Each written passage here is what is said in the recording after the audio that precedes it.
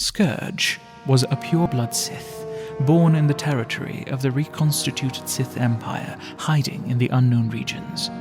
As a child, he was often threatened with fearsome legends of Jedi, and he grew up believing the Jedi Order would exterminate the Sith if given the chance again.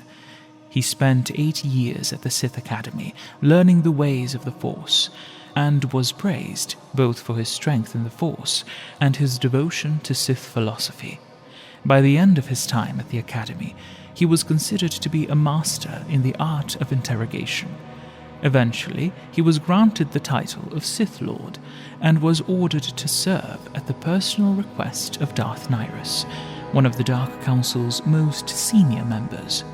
The Dark Council was composed of 12 members, with each holding the title of Dark Lord of the Sith, and controlled one of the 12 spheres of influence within the Empire. These 12 Sith Lords were the most powerful individuals within the Empire, under the Emperor himself. Of course, their positions were hotly contested, with some holding their title for just a few months, as betrayal and scheming had become common matters amongst the Sith. It appears the Emperor was no exception to this rule of betrayal, as Darth Nyriss and several other members of the Dark Council had conspired to overthrow the Sith Emperor and prevent him from waging war on the Republic. These Sith Lords had discovered his homeworld of Nathema, even after he worked so hard to hide its existence from the galaxy. Nyriss and her co-conspirators understood that the Emperor was a threat to all life in the galaxy, including the Sith, and that the Emperor would go to war against the Republic only to cause death and destruction. She explained to Scourge that the Emperor himself was not loyal to the Empire and did not care about its survival, merely using it to achieve his goals. She wanted Scourge to join the conspiracy.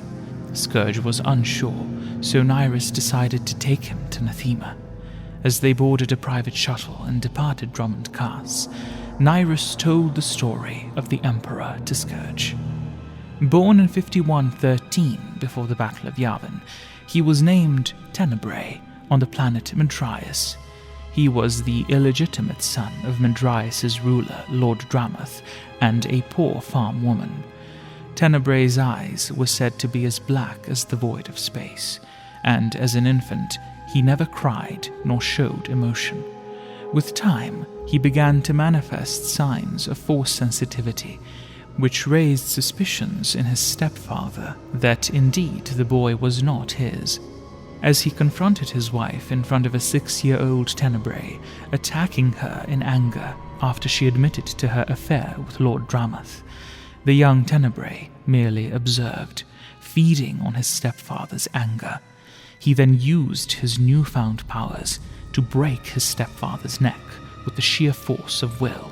Matters only became worse from that point on, as he tortured his mother for months through the Force, ultimately killing her for betraying their family. By the age of 10, Tenebrae carved a path of destruction across Medraius, his powers continually growing. Hearing about this, Lord Dramath eventually decided to investigate the matter and see if the boy should be simply killed or turned into one of his many servants.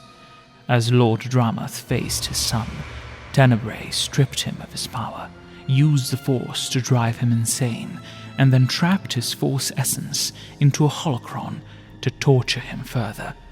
Over the years, Tenebrae would take the name and title of Lord Vitiate and become the ruler of Medraius, changing its name to Nathema. Darth Nyriss then told of the ritual that had taken place a century later.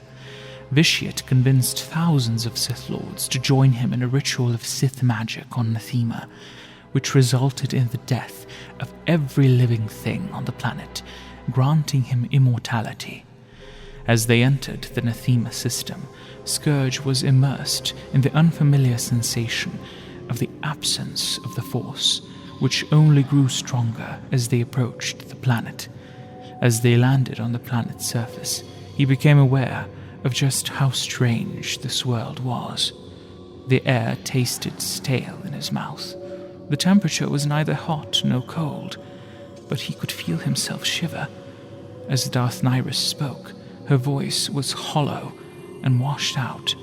She explained that the Force is energy, giving heat to emotions and minds.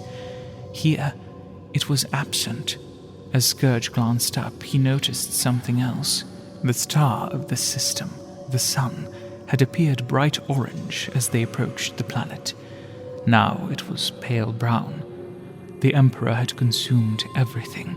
Life, sound, color. Nothing remained. This was not an act of conquest. There was no domination, honor, or victory in it. It was a blight of the natural order. A vacuum of existence. Scourge had seen enough, and he understood why they wanted to betray the Emperor. As they distanced themselves from the planet, their connection to the Force returned to full strength, and both Scourge and Nyriss could sense a powerful presence nearby. Their senses picked up another ship approaching Nathema. Scourge understood the Force too well to believe in coincidence. There had to be some connection between them and this visitor. Based on their readings, they knew the vessel hadn't spotted them, and they had two choices: to try to make a quick escape or to attack.